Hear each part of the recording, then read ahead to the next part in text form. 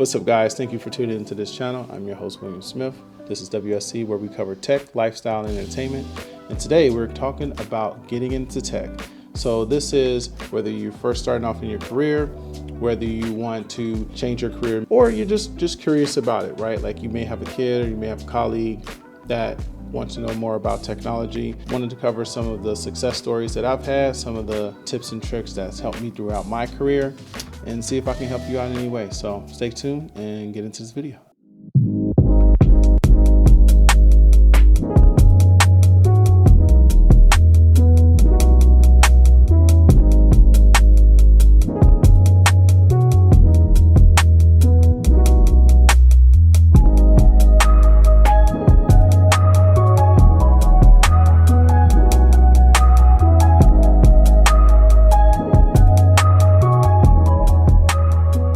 So first thing, I got to introduce myself. I'm William Smith. I'm a former director of strategy at Microsoft. I covered technical advisory for financial services firms, Fortune 500 firms, which would be the big banks, capital markets. I worked at Deloitte. I worked at other bigger firms, and I have always had an affinity towards technology. As early as I can remember, I've always been very interested in technology, from when I started off playing with Legos to breaking my mom's computer.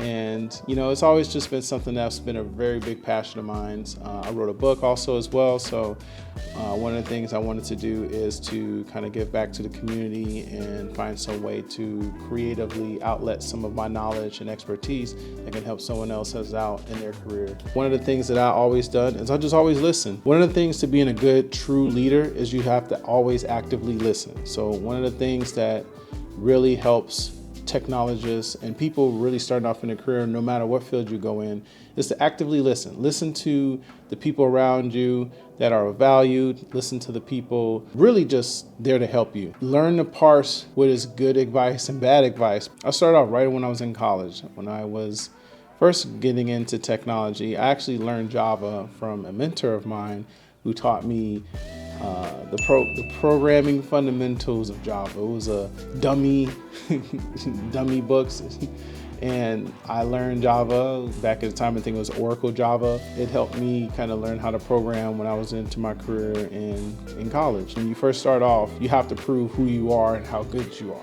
The best thing you need to do is read, consume all the tech books, all the professional leaders in the industry of technology. And this is generally for programists, technologists. I'll try to be as general as I can for like marketers and other people that have essential jobs into technology. But generally speaking, this will be for technical people. So the main thing, right, like read every book. You have to read every single book that you can. I'll list a few down in the below to help you guys out, but it's essentially whatever technology book you can get your hand on, try to read it, understand it, have discussions on it, and really just ingest that information, because right now it's just about learning the environment, learning about where things are going to go, where things have been going, some of the leaders, some of the future leaders. And also one thing that helped me out is joining groups. So if you know of any groups like meetups or professional groups that have technologists in them, it's always good to kind of bounce ideas back off each other, because usually these tech companies, there aren't just solo companies. These are actually groups of people that also work together and have gained affinity towards each other in some specific goal. So it just makes sense to join groups and understand them, whether it be on LinkedIn or Facebook or Telegram or any other platform. Just find a positive group of individuals that are willing to challenge you and grow and teach you. Network like crazy, talk to as many people as you can, get yourself out there. You know, one of the things, man, I'll be honest, like I started off and I just really didn't network. I was just doing my job, going to work, coming home, done. And I would never really network as much as I should have. And when I mean by network, I mean people in the room, talk to ex-leader, get to know them, have one-on-one conversations. The main thing is you need people to vouch for you.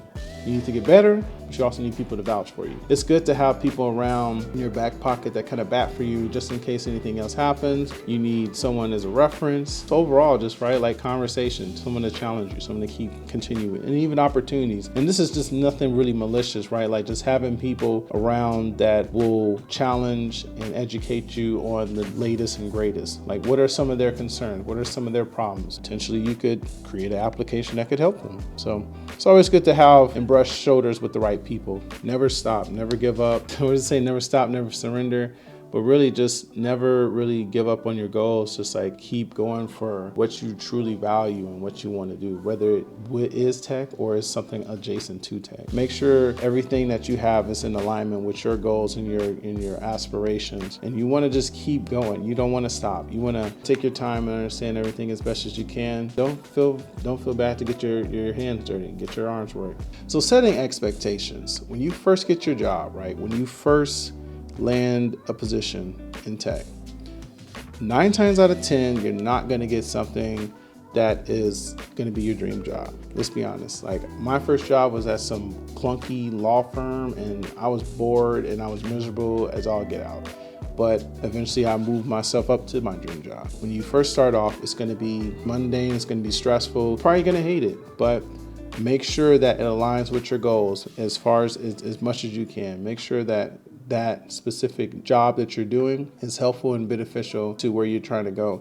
And it's hard to see that when you're first starting off, right? Like you're coding, you're building applications, you're inserting data, or you're doing some mundane task and it's something like Excel, right? Like it's always Excel, man. I swear, Excel is just the bun of our existence, right? Hard work is good. So be smart, dig in. Work will be long and tedious. 9 times out of 10, you're not gonna need a degree, which is good. I don't have my degree. So far, I don't need my degree, and I don't have no plans to get my degree. Now, if I were to go into some microbiotics, some long 50-character word-ist, maybe I'll get my degree. But in the meantime, technologists, you really don't need one unless you're very, very specialized in a specific area. In your first job, you're not gonna get paid a lot. Now, if you do get paid a lot, good for you.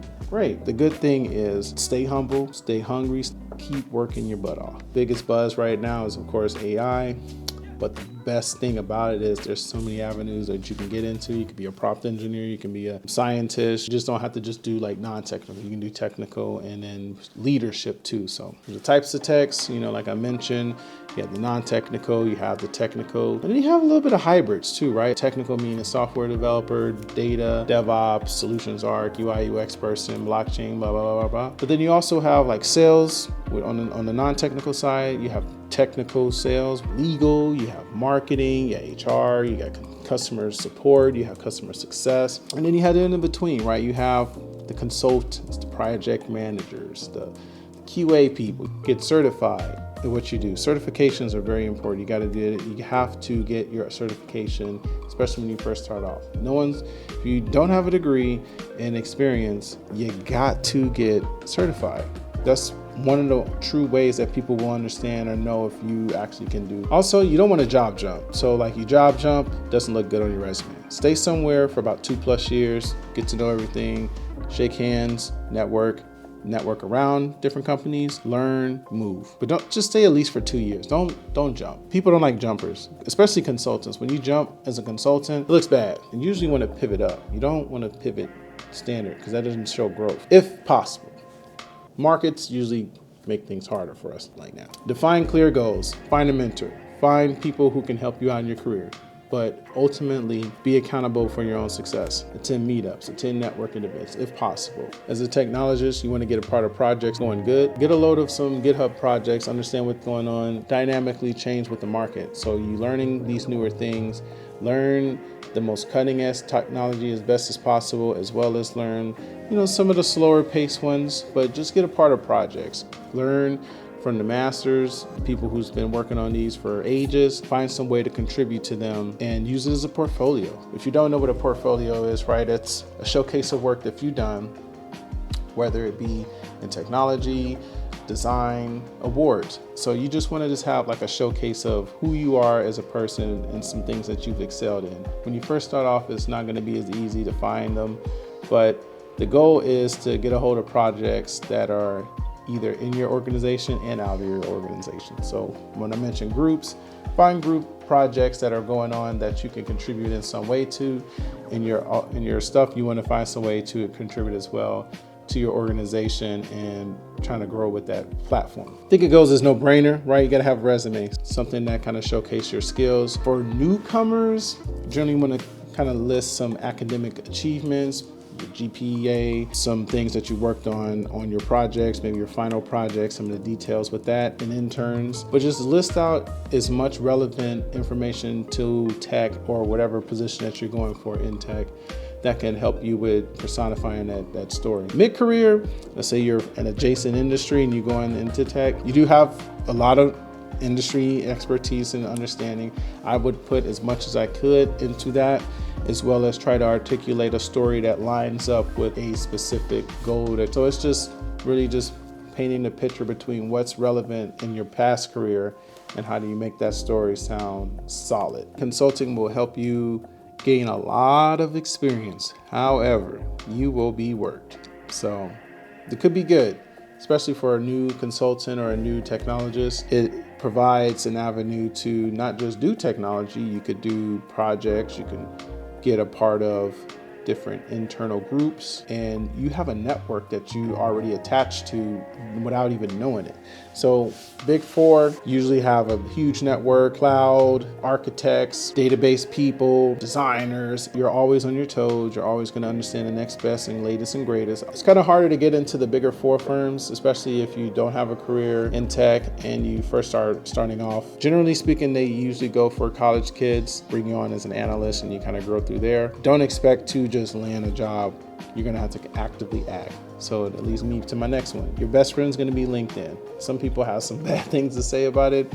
I'm still learning about LinkedIn. It's just so much about it that you will need to learn. Find people on there that will speak to your story, find potential employers and bosses, research companies, network, and have fun. So contribute, collaborate, connect. What I wish I knew when I first started my career. Branding is life. Branding is what you leave in the room even though you're not even in there. Who I am as a person. Am I setting a good example? Am I arrogant? Am I thoughtful? Am I a leader? It all makes sense. You want to be someone and have a brand that's genuine, ever growing. Getting laid off isn't the end of the world. Market sucks right now. Stuff happens. You just grow with the flow. It's not the end of the world. You'll find something else. You'll bounce back. You'll be better. So sometimes it's good to get laid off. And ultimately, never give up. You have to keep going. We have to keep going. It's going to be hard. It's going to be challenging. Emergencies going to happen, life challenges, struggles, family, things will happen, but you have to set something in your mind to keep going no matter the obstacle that you face. Doesn't matter what race you are, what age you are, you can do great. You are great. You will be great. You just never give up. That's all you got to do. Promise you, you'll never give up. Promise. Anyway, guys, that's my video. That's my TED Talk. That's my spiel. I'll get off my soapbox and I'll let you guys have a wonderful day. For tuning into this video, for clicking. Actually, you went like this and you clicked it. So I thank you for doing that. But thank you for checking out this video. If you're interested in working together, I have an independent consulting firm where I help people make conscious decisions in their technology. I'll leave that in the description. But overall, guys, good luck to you in your careers, and I'll talk to you soon. Peace.